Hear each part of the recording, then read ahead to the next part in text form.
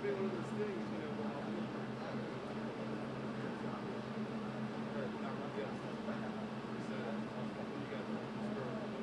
I'm just going to far right now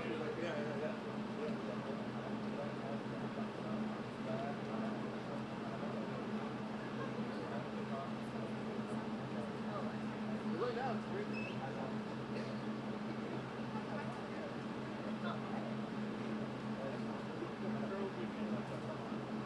If I see a great picture directly in front of me, I know what you did.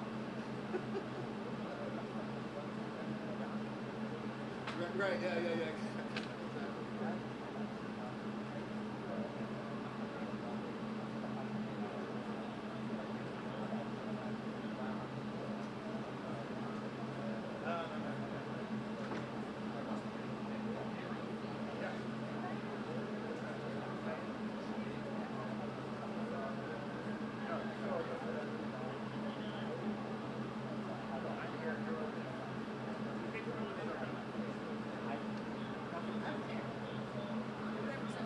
Yeah, sure.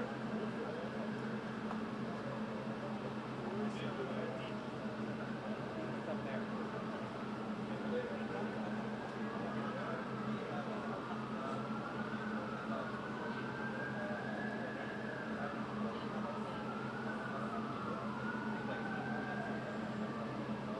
I know.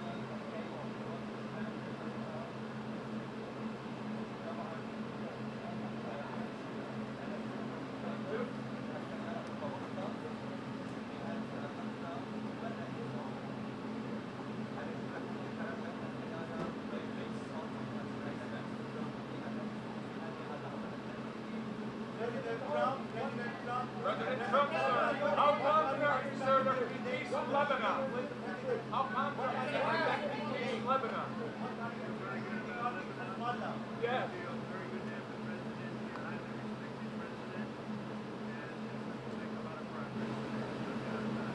Can Hezbollah be disarmed, sir? Do you believe Hezbollah? Do you believe Hezbollah can be disarmed?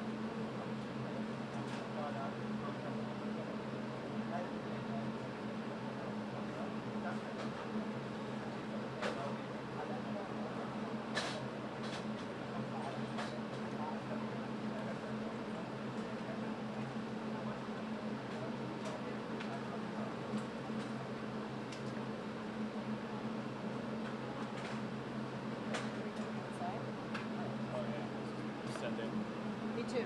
Yeah.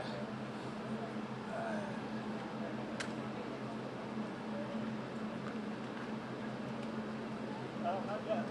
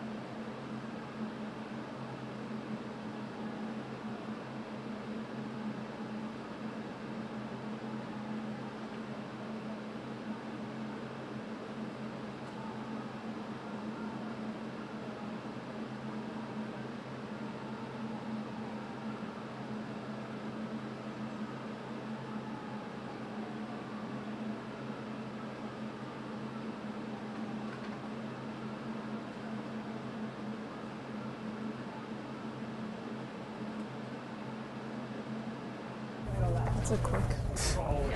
It's like you never know. Alright. So they do normally let us in before the press? No. Okay, great. Or like before they've even lined up. No. Nope. Excuse me. Decker, can I move you over just an inch? Can you scoot just an inch? Yes. thank you very much. It's a great pleasure to be with the President of Lebanon. He's highly respected in his country and actually long beyond his country. We've spoken previously on numerous occasions through representatives, and the relationship is very good. I think that Lebanon has been a very mistreated country for a long period of time. It's an amazing group of people, professors, doctors, lawyers, great intellects, and it's been hit hard for many, many decades, really. It's been hit very, very hard. And yet I have people that live in Lebanon, people that are parents of friends of mine, in many cases, and they would never leave. They would not leave under any circumstance. They love it. They love the country. And it's probably a dangerous place in a lot of ways, but they live in areas, they say, we hear bombs going off all the time, but we want to live in Lebanon. They love the country. Very smart people, very successful people, and they live there. But it's been a country of great intellect, great intellectuals. They still love it. They want to be there. And we're going to help it. We're going to help it a lot. So it's an honor to have the President and your representatives here. We've already met a couple of times, and we've had some good meetings. And we are going to solve a lot of problems. We've already solved some of them for Lebanon. As you know, there's a Hezbollah problem, but we've done some things that I think the world will take notice. Again, it's been a very badly treated place and country, and we're going to have it properly treated and treated with respect that it deserves. And Mr. President, it's an honor having you. Thank you very much. No, thank you. Thank you I've very been much. looking forward to this visit for a long time. Thank you very much. Meeting such a great president like yourself. That's a very nice thing. See, he knows how to get to me. He can have anything. Now he can have anything. Would you like to say something? Now, really, I would like to thank President Trump, really, and his team for the historic visit and for the historic achievement that we did together by signing the framework with the ultimate objective of ending the state of hostility between Lebanon and Israel forever. I think, Mr. President, this will be your legacy. Together, we'll be able to achieve this objective. It's about time for Lebanon and for the whole region to be stable and secure. And I know your vision is peace, your vision is stability, and I think my vision coincides with your vision. And together, I think we will be able to achieve and to score success in that regard. I agree with that. I do agree with that. And you have tremendous spirit on your side. You have people that love that country, and they're going to make it work. We got to make it work. Right. Thank you very much. Mr. President, Lebanon, I have two questions, one for you. President Trump, as you work to expand the Abraham Accords, Lebanon still enforces a 1955 law criminalizing contact with Israel for over 70 years. You previously stated you would push Lebanon on this issue. And there is some people still going to prison last month. So did you raise it with, you will raise it with President Trump today? Well, the Abraham Accords have been, I think, a tremendous success. I think you're going to see a lot of countries joining pretty soon. As you know, we have our original group, and it's so successful for them. Economically successful. It's been there. Nobody left, even during this time of conflict. So, no, I think Lebanon has a very important place.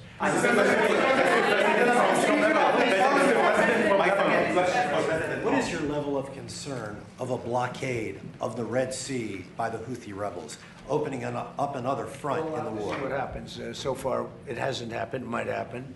But we take care of things. If something like that happens, we take care of it. You know, we've done that with the Houthis before, and we haven't heard from them in a while since we did what we did originally. That was about 45 days of very powerful action we took against the Houthis. And we've had no problem with the Houthis. They've had no problem with us for a long period of time, including during this conflict. I think that if there is something like that, we'll just have to take care of business. The Speaker of the Lebanese Parliament rejected the agreement between Lebanon and Israel and he said it's a sedition, it's going to cause civil war. He's the Speaker of the Lebanese Parliament, and he speaks for Hezbollah. He's Hezbollah's big brother. What do you have to say about that? Well, maybe I'll let you speak to that. Actually, the framework doesn't require the endorsement of the parliament. Okay, it's part of our constitution. It's a prerogative of the president, and we are committed to it. And I think the Speaker of the Parliament is really wants to see the end of this war. He's from the south, and he knows he did his best to rebuild the south. But unfortunately, in the south being destroyed in front of his eyes. So he's actually supportive of what we are doing, but we need to be careful. His position as a speaker and as a leader of the Shia community, we have to understand how critical is his position. But I can tell you that Speaker Berri is a man of state. He's supportive of what we are doing, and he's supportive of ending the state of hostility, ending the war once for all. I think when he sees, because I've heard that, he's a good person, good man. And when he sees the progress made, I'm sure he's going to come on. From NBCI TV from Lebanon. I have two questions, please. When will the Israeli army fully withdraw from Lebanon? Is there a clear timeline for that? And last question, please. Last week you met with the Iraqi Prime Minister and discussed him or described him as handsome and saying he could become one of the best leaders in the Middle East. How do you describe Which one are we talking about? the Iraqi Prime Minister? Yes. How do you describe President? Well, I'd say he's handsome also, and I think he could become one of the most important leaders in the Middle East, actually, if we do this, because they've been trying to do this for decades, right? Decades and decades. So if I made that statement about somebody else, I would put him in the same category. When the Israeli army withdraw from Lebanon, is there a clear timeline for They're that? in the process of doing that. They're in the process of redeploying to other sections. And again, they get along very well. That was a great agreement they signed with Lebanon, and they're redeploying. Mr. President, the Lebanese army needs help, and the United States said that it's very important for the Lebanese army to take over the villages that Hezbollah withdraw from. How are you going to help them, and how the CENTCOM is going to be speaking involved about that today. to ensure Yeah. that they will be in the We'll south be speaking as well? about that today with your president, and we have some very concrete plans already in store for that, with others going in and helping. But they're also becoming much more self-sufficient. And we will be speaking about that. That's one of the subjects we're going to be talking about. Thank you, Mr. President. My question is, sorry, the Lebanese army said today that Israeli forces opened fire in proximity to the Lebanese trying to deploy in one of these pilot zones. This is day 2 of the pilot zones. Are you prepared to take any steps, additional steps, to put pressure on Israel to withdraw, which I believe President Aoun is planning to ask you? Well, I'll look. I just heard about that before this conference just happened, and we'll be looking at that. Yeah. Mr. President, there are no signs that Iran is ready to stop fighting. So what is the plan? Is the plan to just keep bombing until they give up? There are no signs. Why, do you know something that I don't know? Well, they continue to attack our allies and kill Americans. You don't know what the dialogue is behind the scenes, that they want to meet desperately to try and end it because they're getting decimated. You don't get that when you listen to your fake station, but you don't know. You don't know anything. So talks are you know still something possible, that I don't likely? know? Do you know something I don't know? Well, tell us. I will tell you, they want to desperately meet, and until they're ready to meet in a meaningful way, we have no interest in even. So Mr. President, are you planning on putting any pressure or consequences on China for what you announced about them meddling in the 2020 election? Well, we're going to talk to them about it. It took place a long time ago. I think China is maybe a little bit different today than it was then. But look, they do things and we do things to them. I'll be honest. We do things to them too. It's not a one-way street. But we'll be talking to them. Yeah. Mr. President, it's something that doesn't get talked about a lot, but the Border Patrol recorded 14 consecutive months, no releases at the southern border. This is something you talked a lot about on the campaign trail, that you couldn't run on the job that you did on the southern border. Do you feel similarly at this point in time with midterms, considering how well of a job you've done? What is the lesson to be learned about Border Patrol? Well, thank you for that question. The fact is, and maybe it pertains a little bit with respect to you and borders and everything else, we had a border that was totally out of control. I probably won the election, at least partially, on the border, would you say? And the border now, we literally in 14 months, I think it came out this morning, actually, it was just announced, and in 14 months we had nobody coming through, zero people. I have to understand, millions came through, and we had 0 people come in illegally into our country. And that's made by people that happen to be Democrats, largely Democrats, the people that do those stats. And I'm sure they don't like saying it, but we really had virtually nobody coming in, and they actually say nobody, not even virtually. So it's amazing what's happened there, and very people talk about that anymore. You know, they don't like talking about that. They don't like talking about Venezuela, where we lost no people. I'll be going to Dover for something that I feel it's a great honor for me to do it. These are people that want it, and they feel like I do, that Iran cannot have a nuclear weapon. Very simple. It's a very simple dictum. They cannot have a nuclear weapon, and they won't have. They're not going to. They have no chance of having a nuclear weapon. And as far as Iran is concerned, I'll let Pete maybe say a couple of words, but we are doing very well. We are degrading them at levels that nobody thought was possible. They're being degraded really so seriously. They did slip something through in Jordan, and if we had other operators, you know, would not happened, unfortunately. But because we have the best equipment in the world, you know, we've stopped almost everything. But when you let other people do your job, with the United States, we let other people do the job, and sometimes it doesn't work out so well. But we're going to be going and paying our respects at Dover. Pete, would you like to say just how we're doing, generally speaking? Well, it'll be an honor as well to join you at Dover to recognize these incredible Americans who committed to the cause just like you are. Something no president's been willing to do. 47 years, they build up a conventional capability like the North Koreans did. Remember, that's how North Korea made their way to a bomb. So much weaponry that no one was willing to stand up to them. President Trump was, and it continues to this day. Iran's been given every opportunity to negotiate, to show that they're reasonable on the Strait of Hormuz. But if they're going to shoot at commercial shipping, then we're going to hit them, as the president said, 10 times harder, which every night we're degrading them further and further. And the president has all the options necessary. If they want to talk, they can talk. Otherwise, they can deal with the War Department, and we're prepared to do that. The blockade is up and fully, I mean, it's, nobody gets through.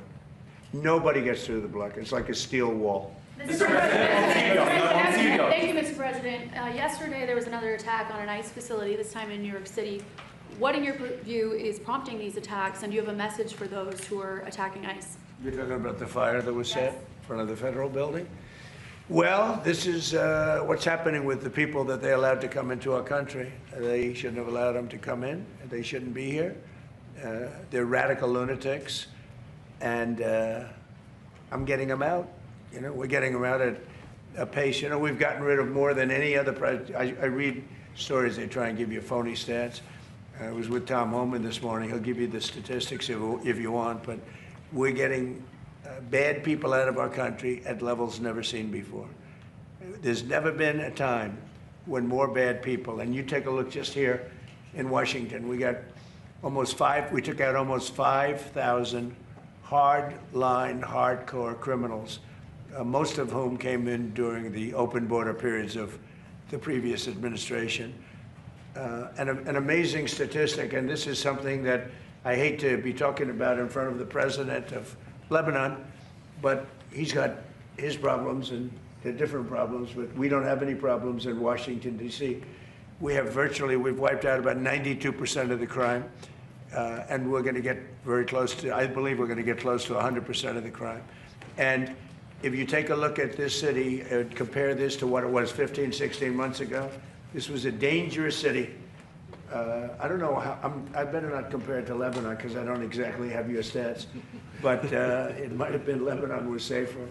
This was a dangerous city under the previous administration, Biden, and now it's a very safe city. There was an article that came out 2 days ago that Washington, D.C. has made the greatest progress of any city in the nation. Now, Memphis also, and New Orleans also. And if they would ask us for help in Chicago, we would turn that around so fast. If they'd ask us for help in New York, we would turn that around so fast. Los Angeles, we would turn that around so fast. But the stat that's so amazing is that 2% of the people create 91% of the crime. Think of that. It's a great stat. Because if it was 70% of the people, that's a problem. If it was 20%, 2% of the people create 91% of the crime. Think of that. 2% of the people, you can handle that easily. So Washington, D.C. is now one of the hottest cities in the country. We have the hottest country in the world. But Washington is now hot. And I do have to say one other thing. We just had the World Cup, as you know very well. And it was the most successful World Cup ever. We didn't even have a protest. We had no crime. With all those events, was like having many, many Super Bowls. Each one was like a Super Bowl. And with all of that, we didn't have crime. We didn't have bedlam. Everybody left here with a different opinion than what they read in the fake news. They love this country. I saw Scotland. I saw Norway. I saw all these countries. I mean, the level of love that nobody wanted to leave. And I just want to congratulate everybody, the job that we did, and all of us, everybody in this room, because everybody in this room was involved. The vice president was very much involved. It was amazing. I was with Johnny the other day. The job he did is great, but he said he never thought in a million years it could be so free of any difficulty. Think of it. We didn't even have a protest. Not only no crime. Now, there's a reason for all this, but part of it was that people just wanted to pull together. This country, for like a 4-week period, just pulled together. Really amazing. And I didn't want to say it before the final. I didn't want to say how well it was doing. I wanted to get the final up with, because you never know. It only takes a bad moment. But we just had the most successful World Cup in history. Did 5 times the business of any World Cup in history, and I can't wait to get him back, but I think we won't be able to get him for the next time. Do you feel safe here, especially with this upcoming, do you feel safe, especially considering the attempts on your life? I feel safe. Why wouldn't I feel safe? Mr. President, I'm Pedro Ghanem from Al Jadid. Are you still speaking with Hezbollah? You said in previous interviews that you're speaking with Hezbollah. I wouldn't say that, but I would speak to Hezbollah, yeah. I speak to everybody. I'll speak to people that a lot of people think I shouldn't be speaking to, and things work out. I would speak to Mr. President, I would speak to Hezbollah. I would say this, if the president wanted me to speak to Hezbollah, you know, he's lived with Hezbollah for a long time. And if the president wanted me to speak to Hezbollah, I would. You know, I would. Mr. President, follow up on Iran. If the Iranians do not make a deal, ultimately, how long will it take for you to stamp out their threats to the Strait and enable full shipping? So if we left right now, it would take Iran 20, 25 years to rebuild. Okay? And we're not finished at all. But if we left right now, it would take them a long time, years to rebuild. But we're not leaving right now. So we've had a big impact on Iran. If we didn't do what I did with regard to 2 things, the Iran nuclear deal done by Barack Hussein Obama, I terminated that. If I didn't terminate it, you wouldn't have Israel right now, because they would have had a nuclear weapon years ago. And if we didn't do the B-2 bombers, knocking out the nuclear sites a year ago, one of the first things we did early in the administration, they would have a nuclear weapon, and you wouldn't have Israel, and in my opinion, you wouldn't have various other countries in the Middle East. They'd all be gone. They would have been terminated, extinguished. But I believe that by doing what we did, by terminating Iran, who's very evil people leading that country. You saw the number of protesters that they killed, 52,000 plus. I put a couple of them up today, young kids, they kill them. They kill them like they're candy. It's crazy what they do. They treat them so badly. They're just killing people just at random. Over 52,000 people, and nobody talks about it.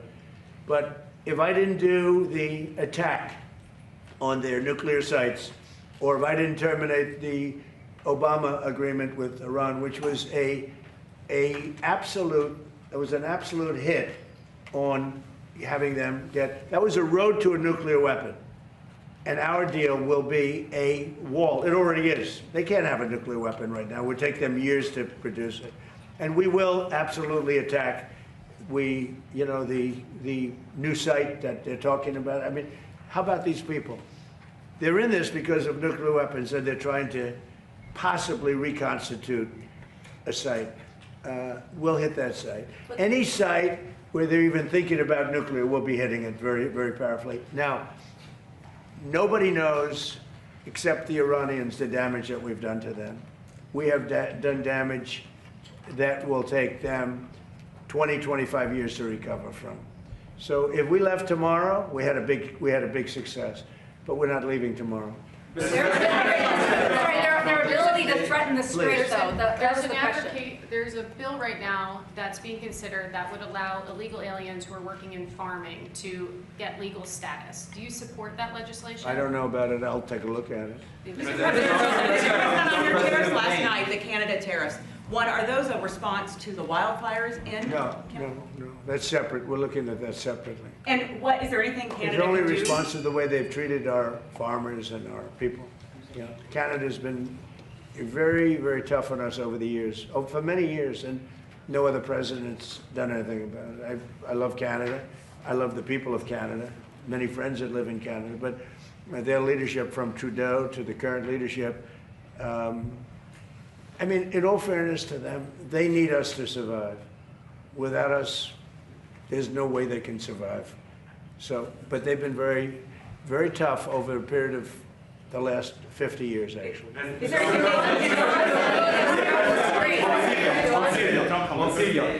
Murad at DCI TV from Lebanon. Do you still support Syria entering Lebanon to disarm Hezbollah? You mean coming in and doing something with Hezbollah? Yes. Well, it's a concept, you know. We get along very well with the president of Syria. He's done a very good job. I wouldn't be surprised if this gentleman's going to do a job just like that. He's done a very good job. He's pulled Syria together. He would like to come in and do something with Hezbollah. You know, they've been fighting. He's been fighting Hezbollah for a long time. I think it'd be very effective. So it's something I think of. On tariffs, you increased the tariffs on Canada yesterday. Can you say if you still expect to impose tariffs on the wildfire problem, and can you say when you might impose 301? A lot of damage has been done. They're not managing their forests properly, and the wind has a tendency to blow right over New York City, right over, you saw Detroit, they had to close the whole place. Michigan was really affected. They had to close businesses for 4 days. It's very serious what they're doing, and they don't seem to be able to do anything about it. If they managed their forests, they wouldn't have the fires. Do you believe that Iran is trying to impact the midterm elections by threatening the Strait of Hormuz? They won't have any impact on me. I'm just going to do the right thing. I don't view it as, gee, we're having an election in a period of time. You know, everyone says, oh, I'm doing something before. No, the election, I can't think about that having to do with this. I think people are very impressed. I mean, we took over Venezuela. We now have a great relationship with Venezuela. We went to war with Venezuela, and the war ended in 1 day. And we have now an incredible relationship with Venezuela. We're taking out millions of barrels of oil. They're making more money now than they ever made before, ever. And we're making a lot of money. We paid for the war many times over with Venezuela. We lost nobody. We lost nobody. We didn't lose one. And it was a violent attack. As you know, we took out a man who was a very evil man. What he did was very evil, in many different ways. We took him out. But, you know, Venezuela, they said the same thing. When I did Venezuela, everyone said, because look at the drugs. Look at what they did, where they took all of their prisons. They opened up their prisons, and they have everybody in a prison come in through Biden's absolutely insane open borders policy. And we did that in 1 day. Think of it. And now we are working very closely with the administration, and we get along very well. Venezuela is a very happy place. I had a tragic incident with the, with the event that took place a couple of days ago, a week ago. What a terrible thing that was. They had a movement, a shifting of earth that was unbelievable. They've never seen anything like it. A lot of people were killed. So it's all unrelated. But by the way, we were the first ones there to help. We were there to help Venezuela. It was an earthquake, I guess you'd call it. It was a pretty massive earthquake. and we were able to do a lot of good. But they lost a lot of people. Venezuela, the people are so happy that we're there. The jobs, everything's happening, and we're taking out many, many times the money that we spent on the war. This one, Iran is bigger. It's a more complex situation, but we're probably doing equally as well if you look at the damage that's been done. And again, as I said to the young man that just posed the question over here,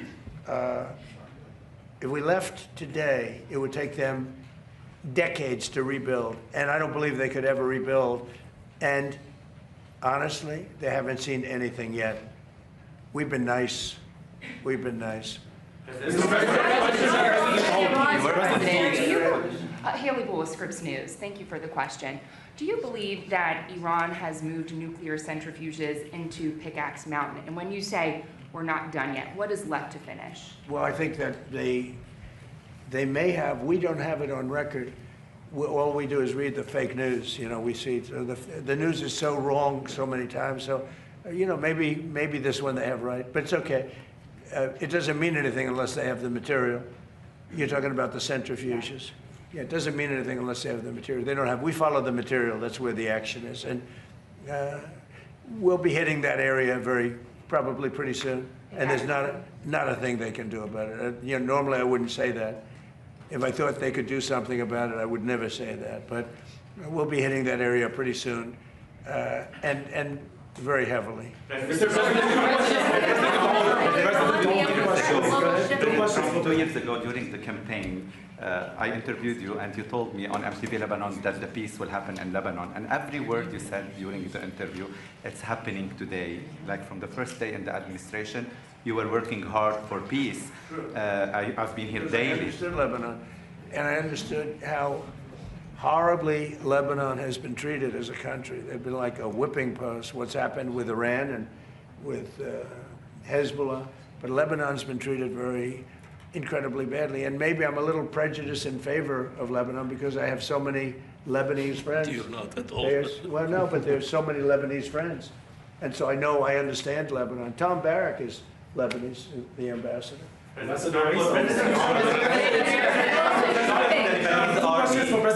the Lebanese army, President Aoun, does the Lebanese army currently have the funding, equipment, and manpower necessary to implement the agreement? Or you are asking today President Trump for additional U.S. assistance today to do the job? Definitely, with the support of President Trump, and we spoke on the phone, and I told him I need 2 things from you: political support and supporting of the LAF, which is the LAF is the most trusted institution in the country, and it has the most powerful weapon, which is the trust of the public. And like any armed forces in the world, the Lebanese armed forces is the backbone of security and stability. We need to support the LAF. The LAF maintain the country safe and stable. Without the LAF, everything will collapse. We don't want that. I think President Trump doesn't want that. In 1975, the first institution to collapse was the LAF. And as a result, we saw the emergence of many local militias, and the South was empty, allowing the Palestinians to roam the South and launch attack against Israel. We don't want to see that back again. All we're asking is keep supporting the LAF, and they know that the LAF is doing a great job, performing its duty to the fullest. I fully trust the LAF. I fully trust the leadership of the LAF. And they did a great step forward with the recent signing with Israel. That was a big step. Are you going to allow direct flight from America to Lebanon again? I'm Pedro from... I can see that happening, absolutely. Question for President Aoun. Tony Murad from LBCI TV. So Ambassador Isa, the U.S. Ambassador to Lebanon, Michel Isa, told me that the President Aoun would not leave Washington empty-handed. What concrete outcomes will you bring back to Lebanon? You'll find out. Mr. President? Thank you all very much. We're doing very well with Iran. We're doing unbelievably with the economy. We have investment. As you know, Toyota is coming in with the biggest plant, I understand, anywhere in the world. They're leaving Mexico. They're coming into our country. It's going to come into Texas, to be specific. We have more plants under construction now than at any time, by far, by many times. We have over $19.2 trillion being spent in America. and they're going to be opening up in a year and a half. And there has never been a time like this in America. Truly, it's the golden age of America. Thank you very much, everybody. Thank you, guys. Thank you, guys. Thank you. Thank you, guys. Thank you, guys. Thank you, guys. Congratulations. Thank you. Mr. President, the message for the Lebanese people. Thank you, guys. Thank you. Thank you.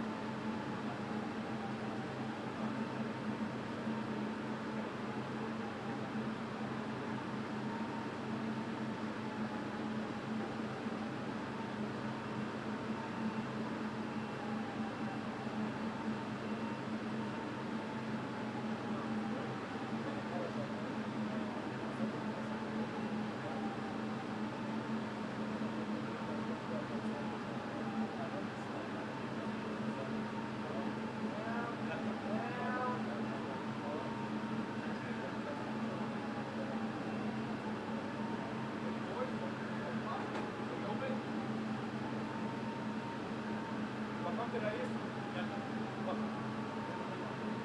فخامة الرئيس كيف كان اللقاء؟ فخامة الرئيس فخامة الرئيس فخامة الرئيس فخامة الرئيس كيف كان اللقاء؟